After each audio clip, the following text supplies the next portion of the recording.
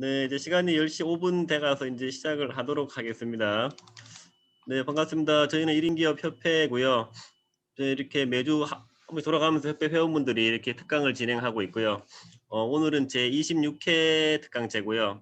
오늘의 강사님은 아까 여쭤보니까는 본인이 직접 지으신 별명이다. 자칭 독서 천재 우리 정태호 대표님이십니다. 안녕하십니까. 네. 그러니까 이게 웬만한 이 독서 천재라는 이름 붙이기 어려운데 그렇지. 그런 이름 붙이신 그런 자신감 멋지시고요. 7년 동안 총 한 1,600권의 책을 읽었다고 하는데 너무 궁금하고요. 오늘 그 많은 책을 보시면 어떤 변화가 있었는지 한번 그 사연을 한번 들어보도록 하겠습니다. 대표님 그러면 소개 부탁드리고 강의 시작 부탁드릴게요. 네, 알겠습니다. 반갑습니다. 저는 아까 소개받은 독서 천재 정태우입니다. 와, 여기 글에 적힌 처럼 저는 네이버 블로그 독서 천재의 삶은 책이라는 블로그를 운영하고 있고요. 작년 10월에 인플루언서에 선정돼가지고 한 4개월 동안 폭풍 선장을 해서 도서 분야 지금 14위를 랭크하고 있습니다. 그러니까 하루 한 권 책 읽기를 시작해서 3년을 해서 1,000권을 읽었었고요. 와, 잠시 쉬었다가 올해 1월부터 다시 시작해가지고 시즌2를 진행하고 있습니다. 그리고 카카오 브런치 작가로 계속 활동하다 지금 이건 중단했습니다. 책으로는 제일 처음에 버킷리스트 공저를 했었고, 그다음에 제 이야기를 담은 서비스를 파는 남자 책을 냈습니다. 자, 오늘 내용은 그 앞에 너무 부담을 주신 내용들처럼 어떤 솔루션 노하우를 배우신다기보다는 아, 이런 사람이 이렇게 책을 읽는구나라는 정도만 좀 봐주셨으면 좋을 것 같습니다. 그리고 책에 관한 저의 이야기를 좀 들어주는 그런 시간이 됐으리 바라겠습니다. 자, 그럼 시작하겠습니다. 여기서 이제 총 10개의 질문을 저에게 던지고 거기에 대한 답변으로서 여러분에게 설명을 드리도록 하겠습니다. 자, 첫 번째로는 당신은 누구입니까? 라는 질문입니다. 아까 전에 우 소장님도 말씀드렸죠. 이렇게 그런 별명을 짓는 게 좀 창피하지 않냐, 쑥스럽지 않냐. 저는 독서 천재입니다라고 답변을 드리겠습니다. 여기 나온 로고들은 제 직장 생활의 이력들입니다. 보시면 좀 놀라시겠죠? 보통 사람들이 보시기에는 LG, GS, 롯데, 뭐 하는 사람이야, 이 사람 도대체. 근데 자세히 들여다보면 그렇지도 않습니다. 저는 첫 직장을 LG 백화점이라는 곳을 다녔었고요. LG와 GS로 분리가 되면서 GS 리테일로 갔었고, 결국 백화점과 마트가 매각이 되면서 롯데로 넘어왔습니다. 그래서 점포와 함께 사람들이 다 매각이 된 거였죠. 마지막에 퀘스천 마크는 직장 생활이 아닌 저에 대한 앞으로의 직업에 대한 내용입니다.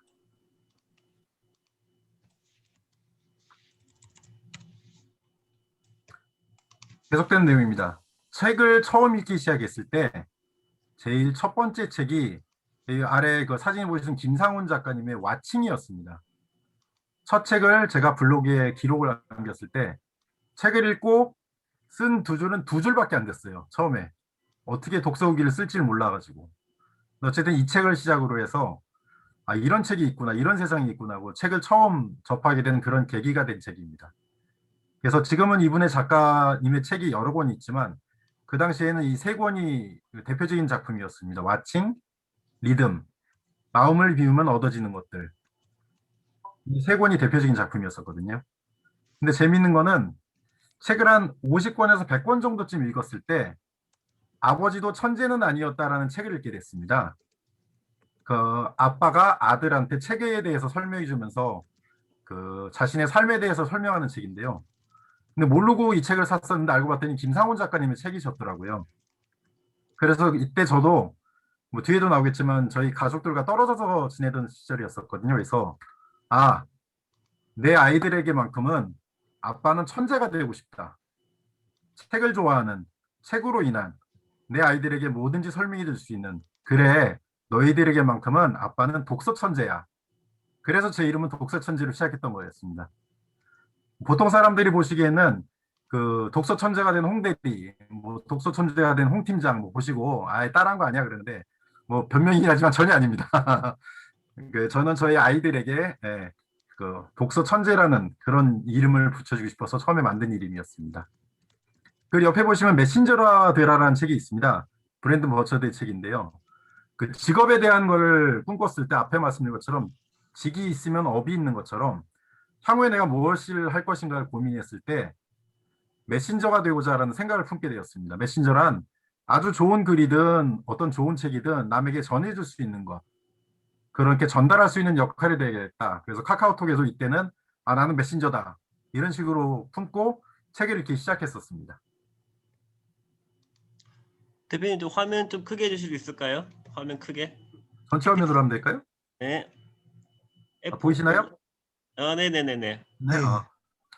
자, 이제 직업으로 있을 때 제가 여기가 보이는 곳이 롯데백화점 강남점입니다. 지문이 왜 안 보이네요? 어, 계기가 무엇이었냐?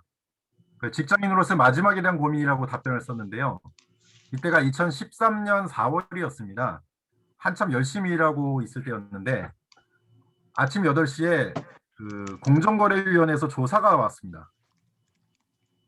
공정거래위원회 말 그대로 그 대형 기업이 그 입점해 있는 업체한테 저 갑질을 하지 않느냐 이런 조사였었거든요. 근데 타겟으로 제가 왔었던 거였죠. 그래서 아침 8시부터 밤 10시까지 조사를 받았고 제가 가진 모든 자료를 제출했습니다. 근데 모르시는 분도 많겠지만 공정거래위원회는요. 검찰이나 경찰과 마찬가지로 조사권이 있습니다. 그래서 실제로 그 벌금도 매길 수 있고요. 그다음에 형사 고발도 가능합니다. 근데 롯데라는 배지를 달고 근무를 하면서 그 8시간을 조사를 받고 나서 이 4월부터 조사를 받기 시작했었는데 언제 혹시 끝난지 아십니까? 6개월이 걸렸습니다. 아, 네. 근데 공정거래는 말 그대로 그 일반 서민이나 그 입점업체 위주로 그 일을 하는 부서이기 때문에 심하게 하면 할수록 다 박수를 받습니다. 그리고 재미있는 거는 공정거래위원회의 결과에는 무혐의나 무죄가 없습니다. 걸릴 때까지 꼬투리 하나로 잡을 때까지 조사를 합니다. 이때 나왔던 것이 제가 그 업체에서 집기를 업체 부담으로 해서 그 갑질을 한 게다 이런 식으로 누가 제보가 들어왔다. 조사를 받기 시작했는데 처음에는 10시간 정도 조사를 받았고요. 한 달 동안은 하루도 빠짐없이 자료 제출, 통화, 이메일 그렇게 조사를 받았고요. 이제 횟수는 좀 줄어들게 과천에 있는 그 공정거래위원회도 몇 번이나 불려갔었고 이게 이제 사람이 직업인으로서 할 게 못 되더라고요. 그래서 한 3개월 정도 지나고 나가지고 제가 점장님께 여쭤봤습니다. 여기 밑에 써 있는 것처럼 제가 회사를 더 다녀야겠습니까? 그만둬야 되겠습니까? 견디질 못할 것 같습니다. 라고 했는데 그 점장의 답변이 네가 떳떳하다 하면 끝까지 무죄를 밝혀낼 것이고 잘못됐다라고 하면 회사가 잘못을 책임질 것이니까 너밖에 조사받을 사람이 없다. 끝까지 한번 해봐라. 오히려 이렇게 격려를 해주시더라고요. 근데 직장 다닌 사람이 그런 조사를 받으면서 일을 할 수가 없었습니다. 그래서 저는 다른 사람이 보거나 말거나 그때 책상에 책을 한 30권 정도 쌓아놨어요. 하루 종일 책만 봤습니다. 책 보다가 조사 전화 들어오면은 전화 받고 메일이 오면 메일을 보내고 하루에 출근해서 책 보고 퇴근할 때까지 이게 제 업무였습니다. 거진 6개월 동안. 그렇게 한 9월 정도가 되니까 조사에 대한 내용이 좀 뜸해지더라고요. 그래서 혹시 언제 끝납니까? 언제 끝납니까? 라고 물어봤는데 답변은 없습니다. 기다리세요, 기다리세요. 아까 말씀드린 것처럼 공정거래위원회는 무혐의나 무죄 처분이 없습니다. 그냥 그렇게 연락이 안 오면 그냥 끝난 겁니다. 그래서 저는 이제 심적으로 느낀 게 9월이었습니다. 아, 이제 끝났구나. 결국은 내가 하나도 문제된 게 없었는데 여태까지 시달렸구나. 이때 한 6개월 정도가 정말 인내심을 많이 배운 기간이었습니다. 그래서 밑에 나와 있는 것처럼 이때 독서밖에 할 수 있는 게 없었습니다. 이러면서 월급 받았었죠. 다음 문제입니다. 그 2014년 2월에 이 롯데백화점 광주점 사진입니다. 이때도 재미있는 이야기가 있는데요. 이제 다시 회사 생활을 좀 열심히 해야 되겠다. 2월 달에 제 둘째의 돌잔치 하는 날이었습니다. 토요일 날. 토요일 저녁에 이제 돌잔치를 열심히 하고 있는데 그 초청했던 분들보다 생각보다 사람이 좀 많이 온 것 같지는 않아서 좀 마음이 좀 서운했었죠. 그래서 이제 불을 끄고 돌잡이를 하는 순간이었었거든요, 진행자가. 근데 그 순간에 문자가 거짓말 안 못하고 한 5분 동안 한 100통이 오는 겁니다. 그래서 껌껌한 상황 가운데 핸드폰을 켜서 봤죠. 축하합니다, 축하합니다 해서 아, 이 사람들 참 서운하게 문자만 보내요 그러냐. 돈을 보내든가 사람을 보내지 돌잔치 하는데. 그래서 문자를 봤는데 뭔가 이상한 거예요. 너무 갑자기 그렇게 한 100통이 오다 보니까. 그래서 문자를 딱 봤더니 진급하고 이동이 동시에 뜬 거였습니다. 이동이 롯데가정 광주점이었었죠. 그래서 집사람한테 돌잔치 하는 동안에 보여줬어요. 여보, 나 광주점으로 발령 났어. 이게 토요일이었었거든요. 근데 발령일자가 월요일입니다. 네, 토요일 저녁에 돌잔치를 하고 일요일에 강남점 식구들하고 회식을 하고 술에 취한 상태에서 월요일에 첫 KTX를 타고 내려갔었죠. 광주로. 네. 근데 백화점이 지금은 그러지 않아요. 지금 한 열흘 정도 시간을 주는 걸로 알고 있는데 캐리어 하나 끌고 내려갔습니다. 근데 이때부터 고민됐던 게 뭐였냐면은 이제 가족들하고 떨어져 살 거냐 아니면 가족들하고 한꺼번에 이사를 할 거냐. 근데 저는 이제 아까 말씀드렸지만 애가 너무 어린 상태여가지고 일단 나 혼자 가보겠다. 그래서 일단은 혼자서 근무지로 갔습니다. 근데 가 있는 동안에 이제 많은 선배들이 연락을 줬었거든요. 주말 부부. 근데 저희는 백화점이기 때문에 이제 주중 부부죠. 혼자 내려가 살면은 솔직히 좀 미친다. 뭔가 한 가지를 집중해서 해야 된다. 그 아래쪽에 나와 있는 겁니다. 제일 많이 권해주는 게 헬스장을 끊어라. 두 번째, 산을 다녀라. 세 번째, 야, 골프 이때 아니면 언제 배우냐. 그 다음에 네 번째는 매일 술을 먹어봐도 된다. 갈고 장설할 사람 없다. 그 다음에 또 맛집입니다. 뭐 아시는 분 아시면 광주에 맛집이 너무나도 많아요. 매일매일 먹어도 정말로 책처럼 천일을 먹어도 맛집이 남아나는 게 광주입니다. 그 다음으로 영어 공부를 해라. 외국 공부하기 참 좋을 때다. 네, 저는 고민하다가 마지막에 앞에서 말씀드렸던 6개월 동안에 단련이 돼 있기 때문에 아, 책이다. 나는 한번 책을 읽어봐야 되겠다. 이렇게 결심을 했습니다. 이건 제 블로그 첫 화면입니다. 그 책을 읽는 이유가 뭐냐라고 물었을 때 보통 그 유명한 작가님들 보시면은 무슨 계룡산이나 지리산에서 돌을 닦으신 분처럼 몇 년 동안은 10,000권을 읽었다, 뭐 5,000권 읽었다 막 얘기하시잖아요. 근데 그분이 도서관에서 읽으셨는지 사서 읽으셨는지 뭐 그런 걸 잘 모르겠더라고요. 그래서 저도 같은 경우에는 한 권을 읽더라도 좀 기록을 남겨보면 어떨까. 막연하게 이런 생각을 했었습니다. 그래서 한 권 한 권 책을 읽을 때마다 기록을 남기기 시작했습니다. 그래서 여기 보시는 제목처럼 그 독서의 흔적을 남기고 싶었다 라는 부분이고요. 그래서 읽었던 게 여기 보시면 2014년에는 360권이 기록돼 있네요. 2015년에 361권, 2016년에 308권.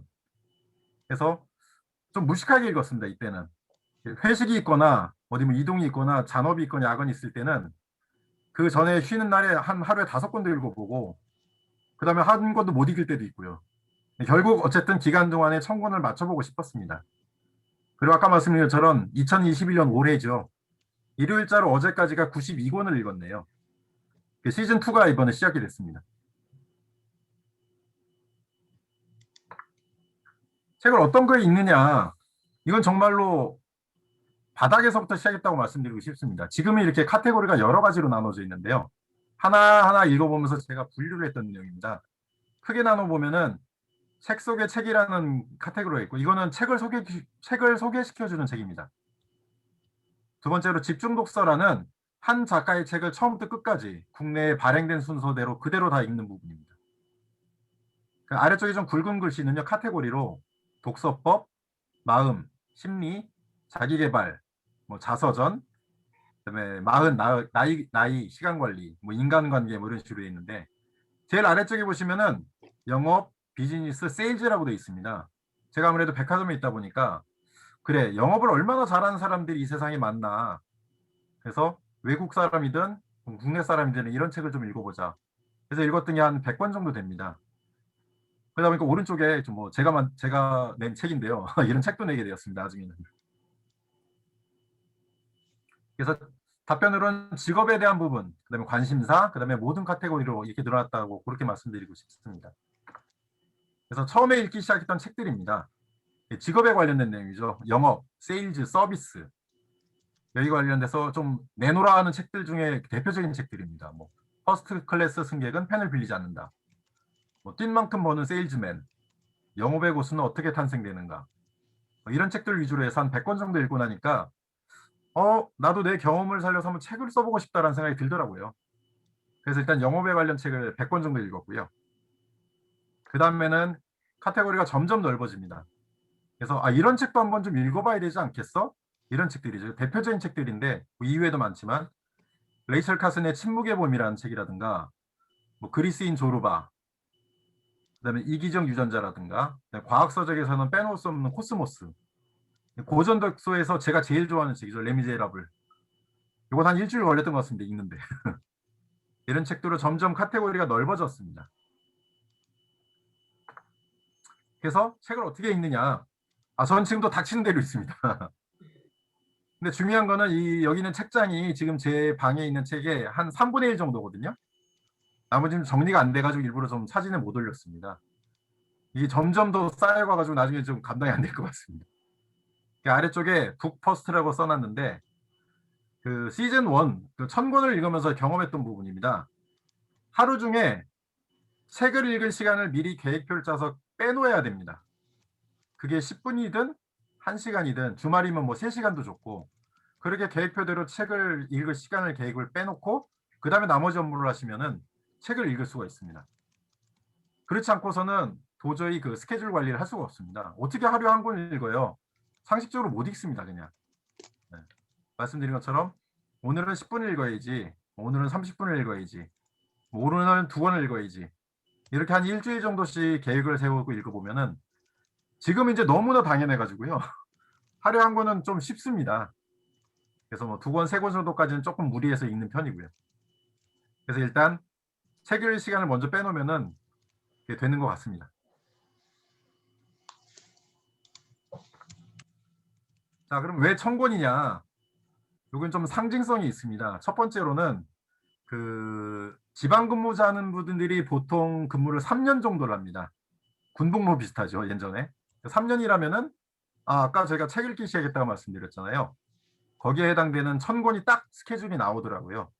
처음에는 50권, 100권까지도 그걸 의식하지 않았었습니다. 근데 나중에 보니까 이게 1000권 정도 읽으면 스케줄이 맞을 것 같다라는 그 스케줄이 났고요.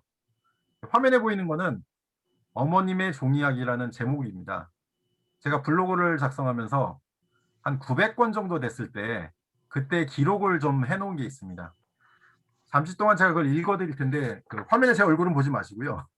제가 읽어드린 걸 귀로 좀 감상해 주셨으면 좋겠습니다. 제목 어머님의 종이학. 지금 내 방은 3면이 책장으로 구성되어 있다.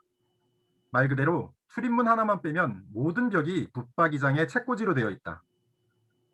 내가 읽은 수많은 책들로 그득한 책장 한가운데 가장 눈에 띄는 곳에 플라스틱으로 만들어진 오래된 어항이 하나 있다. 엄청나게 낡은 데다 이곳저곳 긁힌 흔적도 많은데 대략 횟수로도 30년도 더 지난 것이다. 이 어항에는 검정이로 만들어진 종이약이 더도 말고 덜도 말고 딱 1000마리가 들어있다. 내가 초등학생이었던 시절에 어머니는 하루하루 사는 게 힘들수록 종이약을 더 접으셨던 모습이 지금도 기억에 생생하다. 내가 아주 어렸던 시절 삼시세끼 끼니를 걱정할 정도는 아니었지만 어느 집보다라고 말하기는 어렵지만 다들 가난했던 것 같다. 그렇지만 또래 친구들 또한 거기서 거기여서 누가 더 부자인지 혹은 누가 더 가난한지 별 차이가 없었기에 서로 간에 아무런 부담감 없이 함께 성장시설을 보낼 수 있었다. 그렇지만 집안으로 눈을 돌려보면 상황은 달랐다. 매일 그리고 매월 내 어머니는 잠시도 돈 걱정을 하지 않으신 날이 없었고 그렇게 매일 힘들게 노력을 하시는데도 불구하고 살림살이는 크게 나아지지 않았었다. 그리 넉넉하지 않은 살림에 쪽잠도 제대로 못 이루시던 어머니인데 어느 날부터인가 갑자기 종이약을 접기 시작하셨다. 없는 살림에 당신 주무실 시간도 없는데 애써 껌종이를 모아서 그렇게 종이약을 접으시는 것이었다. 그렇게 매일 하루 한 마리, 어느 날은 2마리, 손수 접으신 작은 종이약이 모이고 또 모이더니 어느새 꽤 많아졌다. 그러던 어느 날 어머니는 이번에는 시장에서 작은 어항 한 개를 사오셨다. 그때가 내 기억에 초등학교 6학년 무렵이었던 것 같다. 물고기를 키우실 것도 아닌데 웬 어항이람? 아무 생각 없이 이유도 모르고 그저 그렇게 어머니의 뒷모습을 바라보았다. 며칠 뒤 어머니는 종이약들을 그 작은 어항에 채워 넣으시기 시작했다. 그저 어머니의 취미겠거니 난 아무 생각 없이 그저 그렇게 받아들였다. 얼마나 지났을까? 어항은 드디어 1000마리 종이약으로 가득 차게 되었다. 어머니는 마치 그것이 보물인 양 먼지가 쌓이지 않도록 수시로 닦으시면서 바라보며 흐뭇해하셨다. 말씀은 안 하셨지만 가장 힘들고 어려울 때 종이약 1000마리를 한 마리 한 마리 접으면서 어머니는 소원을 빌고 계셨던 것이었다. 우리 가족의 건강과 행복을 비셨을 것이고 또 나와 내 형의 앞날을 기원하셨을 것이다. 어쨌거나 우연이든 아니든 그 이후로 계속해서 집안 살림살이는 조금씩이나마 점점 나아지게 되었다. 어항에 종이약이 가득 찬 이후로는 우리 집 거실 벽장의 한가운데를 차지하게 되었다. 마치 집을 지켜시는 수호신과도 같은 분위기로 말이다. 세월이 흐르고 흘러 내가 대학교 2학년이 되던 무렵 어머니는 대장암 말기로 진단을 받으셨고 이듬해 내가 군입대에 하고 나서 끝내 돌아가시고 말았다. 군 제대, 복합, 복학, 졸업, 그리고 첫 취업. 시간은 그렇게 흘러갔다. 나중에 내가 결혼하게 되어 그 집을 나오게 되었을 때 나는 가장 먼저 어머니의 종이약을 내 집으로 모셔왔다. 무엇보다도 나에게는 어머님의 손길이 그 안에 아직도 남아있다고 생각했기 때문이다. 그곳에는 어머니의 손결과 정성, 어머니의 바람, 나에 대한 어머니의 사랑이 가득 담겨 있는 것이다. 내가 지금 책을 읽고 그 책을 생각하며 한 줄 한 줄 글로 남기는 것도 어쩌면 어머니가 종이약을 접으면서 생각했던 그런 마음가짐이 아닐까 하고 조용히 생각해 봅니다. 나는 매일 나의 정성과 바람, 내 가족에 대한 사랑을 가득 담아서 책을 읽고 또 그 책의 내용과 내 생각을 글로 적고 있다. 마치 어떤 종교에서 말하는 것처럼 나 역시 천일기도와도 같은 심정으로 책을 읽어왔다. 이제 900권이라는 마지막 고지를 넘고 앞으로 남은 100권에 힘을 써야 할 시간이다. 구분응선을 넘었다고 좋아하고 방심할 것이 아니라 앞으로 남은 100권에 100배, 1000배 더욱더 정성을 쏟아야 할 것을 나는 알고 있다. 그것이 종이약 1000마리를 접은 내 어머니의 마음일 것이다. 인생은 돌고 또 돈다는 것을 내가 쓰고 있는 이 독서일기 1000권 또한 언젠가 내 아이들이 하나씩 읽고 내 생각을 하게 될 것이다. 내 어머니가 그러했듯이. 오늘 나는 900권의 독서일기를 쓰고 나서 내 어머니의 종이약 1000마리를 보고 있다. 오래전에 돌아가신 어머니가 종이약을 접고 있는 그 모습을 생각해 보면서 말이다. 1000권을 향해 남아있는 100권을 생각하면서 그렇게 나는 종이약 1000마리를 바라보며 한참 동안 서 있었다. 자, 종이약 1000마리의 어머님이 담긴 그 내용이 제가 1000권 읽었던 그게 매칭이 되는 느낌이었습니다.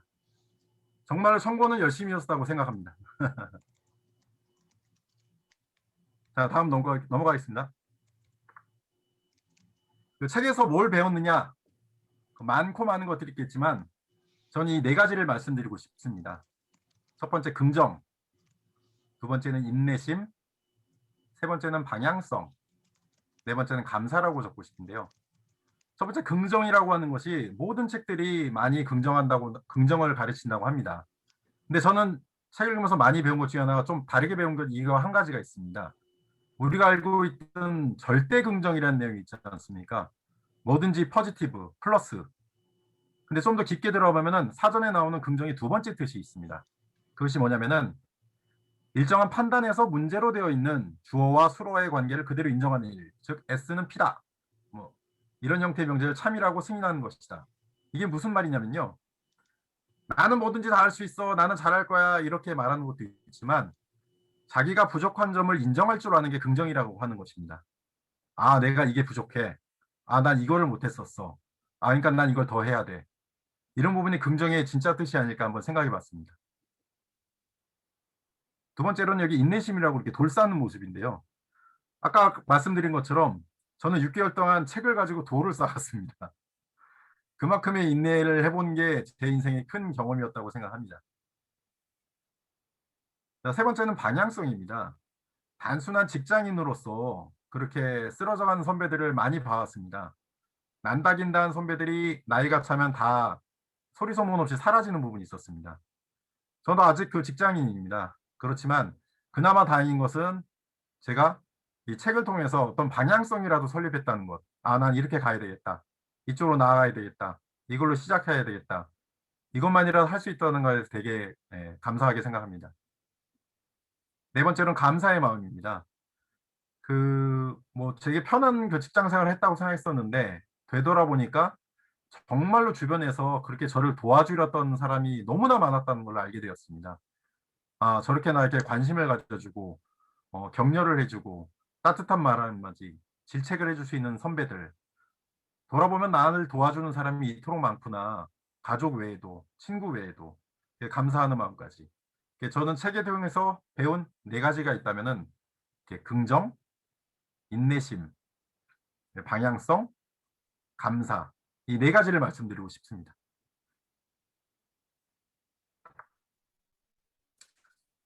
자, 이제 드디어 등장했습니다. 어떤 책을 추천해 줄 것이냐. 드디어 나오기 시작했습니다. 이거 하나하나 읽어드리는 건 좀 의미가 없을 것 같고요. 자료는 별도로 드려가지고 각자 살펴보시는 게 더 맞을 것 같습니다. 근데 요거는 말씀드리고 싶습니다. 책은 어렸을 때부터 유아원 때, 유치원 때, 초등학교 때부터 알게 모르게 책을 읽었는데 솔직히 우리가 책을 어떻게 읽어야 되느냐에 대한 관심은 좀 떨어졌다고 생각합니다. 그래서 저는 독서법이라는 책은 뭐가 있을까? 이것만 한 2, 30권을 읽었던 것 같습니다. 여러 가지가 있었는데 그래서 내가 어떤 방향으로 책을 읽어야 할지, 어떻게 책을 골라야 할지, 책에 있는 방법은 뭐가 있는지 이런 것부터 읽어보는 건 되게 좋을 것 같습니다. 그래서 독서법에 관한 책. 일단 6권을 소개를 시켜드리는데요. 왜 6권이냐? 화면에 6권이 제일 이쁘게 나오더라고요. 그래서 6권을 소개시켜드렸습니다. 첫 번째로 독서법입니다. 두 번째로 앞에 설명드린 것처럼 어떤 책을 골라야 할지 모를 때는 이런 책을 소개시켜드리고 있습니다. 제가 책 속의 책이라고 제목을 달아드렸는데요. 한마디로 책을 소개시켜주는 책입니다. 그래서 법정 스님의 내가 사랑한 책들을 보면 50권의 책이 있습니다.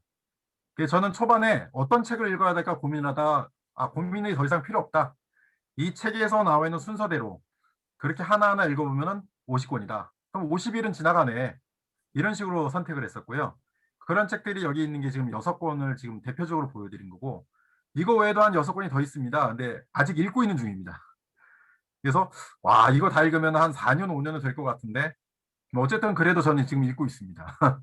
제 블로그에 보시면 책 속의 책이 한 10권 정도 넘게 지금 소개가 되어 있을 겁니다. 그래서 두 번째 주제로는 책 속의 책. 자, 다음엔 자기계발입니다. 이건 너무나 방대한 제목이죠. 책을 읽는 것 자체가 자기계발인데 누군가 그래도 제목을 꼭 자기계발이라고 붙여놨더라고요. 대표적인 거, 재밌는 거, 시간도 금방 가는 거, 그리고 이 정도는 한번 읽어봐야 되지 않나 하는 책들만 또 한 6가지를 골라봤습니다. 정말 재밌는 책들입니다.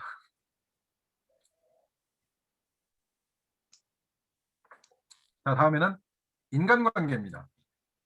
제가 앞에서 말씀드렸잖아요. 저는 그 영업을 했던 사람이기 때문에 세일즈, 서비스, 영업, 매출 이런 쪽의 책들을 읽었는데 거기와 관련돼서 이거를 빼놓고 설명을 할 수가 없더라고요. 도대체 사람과 사람 사이의 관계는 무엇이냐? 나만 잘한다고 되는 걸까?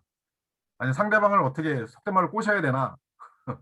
인간관계에 관한 책들도 별도로 좀 카테고리를 묶어가지고 읽어봤습니다. 그래서 대표적인 것들이 이렇게 한 6가지를 좀 보여드렸고요. 이 카테고리는 책들이 훨씬 더 많이 있습니다. 그래서 인간관계에 관한 책도 좀 읽어봐야 되지 않겠나. 다음으로 요거는 모든 사람들이 다 해당되는 거죠. 자기 나이대에 맞게. 그래서 나이와 시간에 관련된 책입니다. 그래서 저는 40대여가지고 40대 위주로 읽은 책만 한 20권 되고요. 그 외에는 이런 식으로 나는 아직 어린이 되려면 멀었다. 가치 있게 나이 드는 법. 나는 죽을 때까지 재미있게 살고 싶다.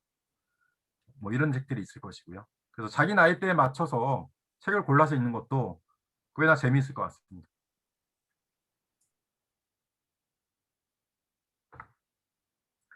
자, 그 다음입니다. 최근에 한 5년 동안에 가장 많은 주제가 되고 있는 게 마음 심리입니다. 마음 돌아보기, 뭐 아들러의 심리 법칙, 뭐 이런 여러 가지가 있는데, 그래서 정말 어려운 책이지만 그래도 이런 것들 읽어봐야 되겠다. 그래서 종교, 철학, 마음, 심리 이런 카테고리로 책을 또 좀 읽어봤습니다. 여기 있는 책들 중에 한 반 이상은 정말 눈물 없이는 못 읽는 책들입니다. 책을 읽다가 막 울게 됩니다. 그래도 그만큼 더 감명 깊고 더 책을 읽어둔 계기가 되겠죠. 그래서 말씀드린 것처럼 마음, 심리, 종교, 철학 이런 카테고리로도 책을 좀 읽어봤습니다. 자, 다음 가족입니다. 가족과 관련된 책을 또 빼놓을 수 없겠죠. 그래서 여기 있는 거는 또 그 제가 읽었던 것 중에 가장 대표적인 걸 일부러 뽑아본 내용들인데요. 앞에 좀 눈물 없이는 못 읽는다 했는데 이것이야말로 정말 심금을 울리는 책들입니다. 그 어머니와 함께한 900일간의 소풍은 중국 분이시거든요. 90살 먹은 어머님의 소원은 대로 만리장성까지 리어카에 태우고 뭐 등에 싣고 여행을 떠난다는 얘기도 있고요. 그다음에 좀 비정상으로 태어난 그 손주죠. 손주한테 쓴 책입니다. 쌤에게 보낸 편지. 이런 내용도 있고. 왼쪽 아래 보시면 단 하나의 보물이라 되어 있는 거는 마찬가지로 얼마 살지 못한 아이에 대한 그 글로 남겨놓은 내용이고 숨결이 바람이 들 때도 비슷한 내용입니다. 그래서 이런 책들 읽고 나면요. 그렇게 말썽을 피우는 애들도 자는 모습을 보면 너무나 이쁜 거예요. 그래서 가족들에 관한 책, 부모님을 생각하는 책, 뭐 자녀들을 생각하는 책, 아내에 대한 책, 남편, 가족들에 대한 책들도 한 카테고리를 묶여 있습니다. 다시 말씀드리지만 여기는 6권이지만 제 블로그 들어오시면 한 50권에서 뭐 100권씩은 다 있습니다. 다음, 정말 중요한 내용입니다. 부자, 리치. 이걸 빼놓을 수는 없습니다. 뭐 부자 되기 싫은 사람은 절대 없으니까요. 그래서 당신은 책 읽어서 부자가 됐느냐? 저도 이제 시작 단계입니다. 열심히 읽고 좀 부자가 되고자. 네, 마음은 벌써 부자입니다. 근데 중요한 거는 마음이 먼저 부자가 되어야 진짜 부자가 될 수 있습니다. 이런 책들도 별도로 꾸준히 읽으면은 전체적으로 좀 의식이 막 늘어나는 커지는 그런 느낌을 좀 많이 얻을 수 있습니다. 부의 추월차선이나 뭐 더 해빙은 정말 대표적인 거죠. 뭐 뒤에도 말씀드리려고 했는데 솔직히 더 해빙의 작가는 저한테 또 제 책을 읽어주세요라고 보내주셨습니다. 정말 깜짝 놀랐었죠. 이런 작가님도 저한테 책을 읽어달라고 보내주시는구나. 자, 좌우명입니다. 당신의 좌우명은 무엇입니까? 제가 읽었던 책 중에 프랑스의 그 정신과 교수, 그 심리학자죠. 에밀 쿠에 교수님이 자기암시라는 책이 있습니다. 이 책의 그 대표적인 그 한 구절이 바로 나는 날마다 모든 면에서 점점 더 좋아지고 있다입니다. 자기 전에 양치질을 하면서 침대에 누워서 눈 감기 전에 나는 매일 모든 면에서 점점 더 좋아지다 20번씩 외쳐야 됩니다. 아침에 눈을 뜨는 순간에 무의식 중으로 나는 날마다 모든 면에서 점점 더 좋아지고 있다. 이 책 앞에 보셔도 그런 말이 써 있습니다. 이 말을 하루에 20번씩 되풀이하라. 그러면 목표가 이루어지고 바라던 성공이 이루어질 것이다. 우리의 삶의 근본적인 변화를 일으키는 것은 굳은 의지가 아니라 긍정적인 상상이다. 내가 되고 싶은 모습을 미리 꿈꿔온다면 모든 것이 이루어진다는 내용입니다. 그래서 나는 날마다 모든 면에서 점점 더 좋아지고 있다. 아침 저녁으로 20번씩 외쳐주시길 바라겠습니다. 특히 소리내서 말해야 됩니다. 마음속으로 하시면 안 됩니다. 저의 좌우명입니다. 같이 좌우명으로 썼으면 좋겠습니다. 자, 이제 인플루언서입니다. 제 거 처음에 설명할 때 메신저가 되라라는 그 브랜든 버처드의 책이 있다고 말씀드렸잖아요. 메신저는 말 그대로 전달만 하는 사람입니다.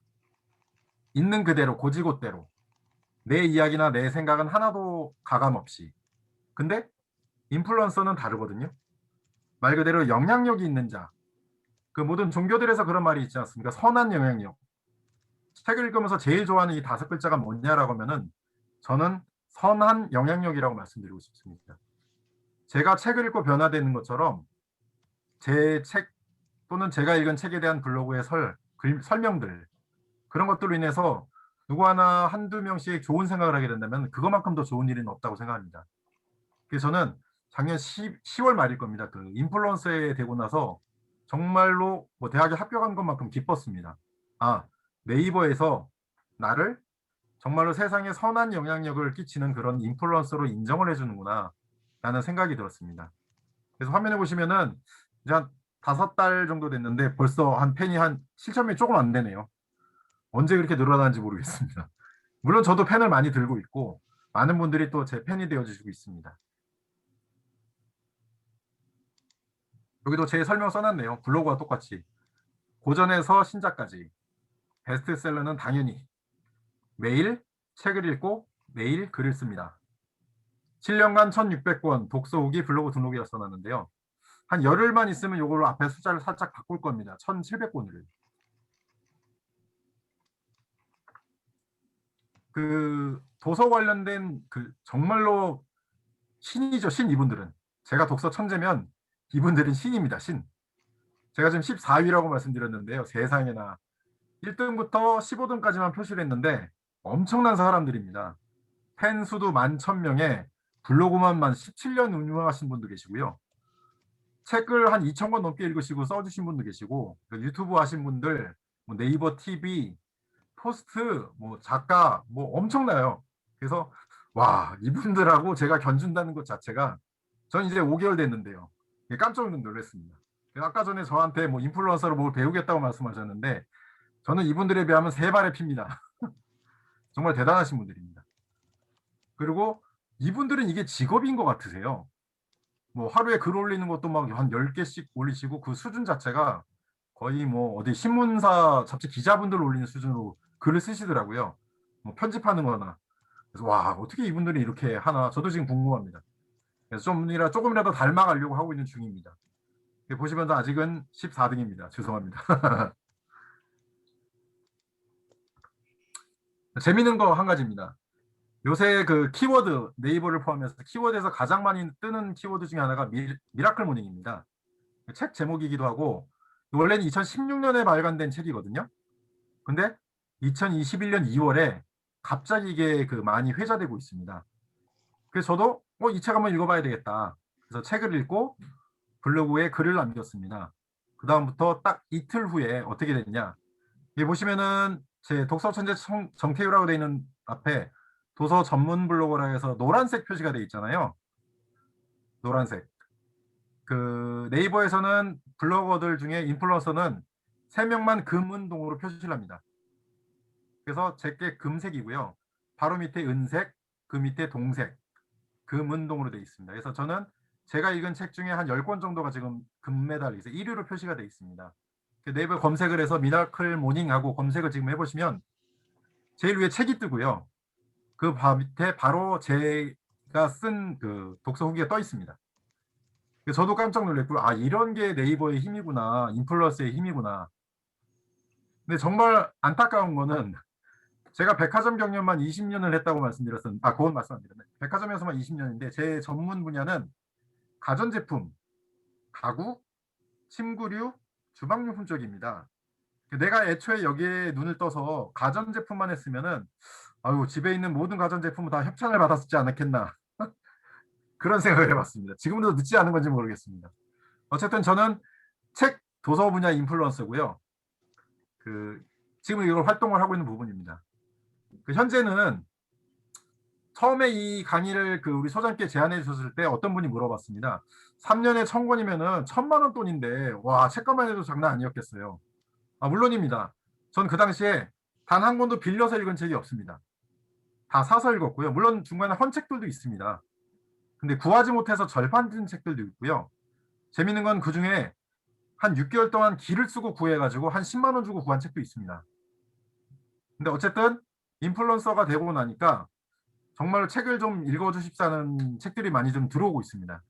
근데 지금 좀 자중하느라고 다 읽고 싶은데 제가 원래 읽고 싶은 책은 3분의 1 계획대로 읽고 있고요. 최근에 읽혀지고 있는 베스트셀러부터 해서 회자되고 있는 책들은 한 3분의 1을 읽고 그 다음에 추천도서 이것 좀 읽어주십시오 하는 책들 3분의 1 그렇게 해서 3대 3대 3으로 좀 요새는 좀 책을 읽고 있습니다. 요건 요새 그 TV CF입니다. 그 증권사 어디 그에서 그 스타트업 기업에 대해서 그 광고가 나오는 그 내용인데요. 그 중에 대사 중에 이런 내용이 있습니다. 사장님, 모소대나무라는 게 있답니다. 4년 동안은 전혀 자라지 않다가 5년째 되는 어느 날 갑자기 이런 울창한 숲이 되는데 키운 사람들은 하나도 놀라지 않는데요. 그렇게 될 줄 알고 있었으니까. 제가 여기서 지금 이 말씀을 드리는 이유는 작년 10월에 인플루언서가 되고 나서 지금을 되돌아보니 혹시나 지금 내가 모소대나무가 아닐까. 7년 동안 블로그를 운영하면서 제 인생은 변한 건 없었습니다. 겉으로는. 그것의 무수히 많은 책을 읽었지만 여전히 직장인이었고 책을 한 권 발간했지만 그로써 뭐 돈이 되는 건 아니었었거든요. 근데 인플루언서가 되고 나서부터는 어떻게 보면 네이버에서 그런 걸 인정해줘서인지 모르지만 요새 네이버에서 또 진행하는 게 네이버 엑스퍼트라 그래서 지식인의 발달된 과정입니다. 이 사람이 전문가입니다. 이 사람한테 물어보세요. 그런 분도 권유가 들어오고요. 네이버에서. 그래서 저도 이제 엑스퍼 활동을 다음부터 진행하기로 되어 있습니다. 또한 그 1인 기업 협회에서도 그 배웠던 그 블로그 강의 뭐 이런 내용 있지 않습니까? 거기 자신감을 얻어서 네이버 TV에도 신청을 해봤었거든요. 근데 오늘 메일이 왔습니다. 제가 읽은 책과 관련돼서 네이버 TV를 진행하고 싶습니다 했더니 진행하십시오라고 허락이 떨어졌어요. 그래서 이와 관련돼 가지고 일단 유튜브와 함께 네이버 TV를 좀 진행해 보려고 합니다. 그래서 어떻게 보면은 제가 읽은 책 중에서 그 책이 인생에 있어서 어떤 하나의 점이다. 그 점을 찍을 때는 그 점이 동쪽인지 서쪽인지 남쪽인지 북쪽인지 또는 위쪽인지 아래쪽인지 아무것도 알 수가 없다. 근데 그 점점점이 쌓이게 되면은 어떤 그림이 되고 도형이 되고 방향성이 나타난다. 어떻게 보면 제가 읽었던 책들이 그런 방향성을 나타내는 하나의 점이었을 것이고 이 모소대나무처럼 제가 읽은 책들이 1000권이 넘어섬으로 인해서 그 4년 동안 전혀 자라지 않다가 이제 땅 위로 얼굴을 내미는 그런 정도가 되지 않았을까. 저는 제 상태를 지금 이렇게 표현을 하고 싶습니다. 그 모소대나무. 근데 재미있는 거는 네이버에서도 모소대나무라는 단어를 치면 검색에 나오지가 않아요. 저런 뜻이 없습니다. 또 책을 보면서 또 궁금한 건 견딜 수가 없죠. 그래서 모소대나무라는 책을 쳐보니까 또 책이 있더라고요. 근데 절판된 책입니다. 구할 수가 없어요. 일주일 동안 구해봤습니다. 그래서 간신히 또 어디서 한 권을 구했습니다. 거기서 읽어봤더니 작가가 이렇게 친절하게 써놨습니다. 위에. 모소대나무란 중국이 원산지로 알려진 모소대나무는 맹종죽의 한일 혼합 명칭으로 즉 맹종이란 말이 일본말로 모소거든요. 그 최초 호칭자가 미상이다. 즉 일본에서 들여와서 거제도 등 우리나라 남부지방에 분포한다라고 되어 있습니다. 그러니까 즉 모소대나무라는 자체가 사전에도 실리지 않은 말이었습니다. 어쨌거나 중국에서는 이런 대나무 숲이 모소대나무 숲이 산 전체를 이루는 곳이 있다고 하니 저의 지금 현재 상황을 이 모소대나무로 좀 비유를 해보고 싶습니다. 자, 너무 빨리 진행했나 봅니다. 10분이나 좀 시간이 남네요. 제가 처음에 버킷리스트란 책을 우연찮은 기회로 공저로서 쓰게 되었고 책에 대한 관심을 갖게 되었었고요. 앞에 말씀드린 것처럼 100권 정도 직업에 대한 책을 읽다 보니 욕심이 났었습니다. 내 책을 한번 써봐야 되겠다. 그래서 서비스를 파는 남자라는 책을 한번 내봤고요. 많이 팔리진 않았습니다. 근데 어쨌든 첫 책이 되고 나니 우리 우 소장님이 그 작년에 그 제가 블로그 이웃으로만 견눈찍으로만 봐왔던 독립해서부터 전자책 출판하기, 뭐 네이버 이름 읽기 몰래 한번 해봤습니다. 했더니 저도 네이버 이름이 등록이 되더라고요. 그래서 제 이름도 등록이 돼 있고 블로그도 나와 있고 뭐 이런 식으로 돼 있습니다. 저 아래쪽에 있는 거는 그래서 또 제 프로필 사진을 더해서 이게 뭐라 그래? 이 그림을 한번 좀 의뢰해서 받아봤습니다. 했더니 책을 들고 멋있는 그림을 그려주시더라고요. 향후에 저 그림도 한번 써먹어봐야겠다 좀 생각 중에 있습니다. 지금까지 뭐 독서천재 정태규라는 이름으로 좀 자칭 독서천재라는 이름으로 제 인생 이야기, 책에 대한 이야기, 책을 보는 이야기 이런 것들이 좀 도움이 조금이라도 되지 않을까 해서 1시간도 안 되는 50분이네요. 좀 제가 좀 얘기를 해봤습니다. 시간 다 못 채워서 죄송합니다, 소장님. 괜찮습니다. 네. 네, 끝난 거죠? 네네, 끝났습니다. 아, 네, 감사합니다. 아, 뭐 마우스 도로 있네요. 대표님 그러면은 저기 화면 공유 풀어주시고요. 이제 질의응답하는 시간 좀 가져보겠습니다. 네. 이거 어떻게 풀죠? 네, 푸는 건 어떻게 풀죠? 밑에 보면은 아, 네네. 네, 풀렸습니다. 됐네. 아, 네. 정말 이렇게 책을 통해서 인생이 많이 성장하시고 이렇게 변화무쌍하게 변하신 스토리 너무 잘 들었습니다. 그럼 그동안 쓰신 책이 책 값에 들인 돈이 한 2천만 원 넘으시는 거죠? 2천만 원 정도? 넘을 겁니다. 어, 네, 넘을 겁니다. 그리고 하루에 그러면은 평균적으로 독서하는 시간이 얼마 정도 되시는 거예요? 하루 한 건 2시간 정도 된다고 봅니다. 2시간. 아, 근데 2시간이요? 2시간에는 그 책만 읽는 게 아니고요. 그 블로그에 쓰는 시간도 무시 못합니다. 그걸 포함해서 2시간을 말씀드리는 겁니다. 그러니까 앞으로 뭐 직장을 나중에 퇴사하셔도 뭘 책 관련 사업을 또 하시면 되겠다, 그죠? 뭐 책을 추천해 주시든 뭐 독서든 되게 다양하게 할 수 있는 일이 많잖아요, 책 관련해서도. 그렇죠, 맞습니다. 그래 1인 기업적으로 준비는 하고 계신 거죠? 네네네. 네, 이제 그러면은 뭐 강의 들으신 분들 편하게 질문해 주시면은 될 것 같습니다. 예, 말씀하신 윤정원 대표님, 네네 질문. 네네네. 아, 강의 듣고 나니까 심장이 떨리네요. 일단 우리 정태유 강사님 너무너무 대단하신 것 같고요. 정말 참 존경합니다. 와, 그 제가 미라클 모닝 요거 지금 블로그 올리신 걸 제가 이렇게 네네. 봤는데, 저 일단 제가 핵심 질문이 그겁니다. 우경환 대표님께서 해주신 건데, 하루에 2시간씩 꼭 시간을 내서 책을 읽고 블로그에 포스팅까지 2시간 말씀하셨는데요. 네. 아마 다 궁금해하실 거예요. 책을 읽는 방법에 대해서 저는 질문을 드리려고 하는데요. 그 책을 예를 들어서 1시간 읽고 1시간 포스팅 하신다고 했을 때, 책을 1시간 이렇게 전후로 읽으신다는 건 사실 물리적으로 볼 때 정독하거나 이렇게 하면 이건 거의 불가능하잖아요. 네, 예를 들어 맞습니다. 이거는 이제 일만권 독서법이라고 그 일본인 작가가 쓴 책인데, 읽어봤습니다. 예. 그래서 여기 보면은 뭐 꼭지를 봤을 때 앞에 5글, 뒤에 5글은 꼭 읽어라. 앞뒤에 내용이 있다. 중간은 뭐 사례니까 패스해도 좋다. 뭐 등등. 그래서 여러 가지 그리죠.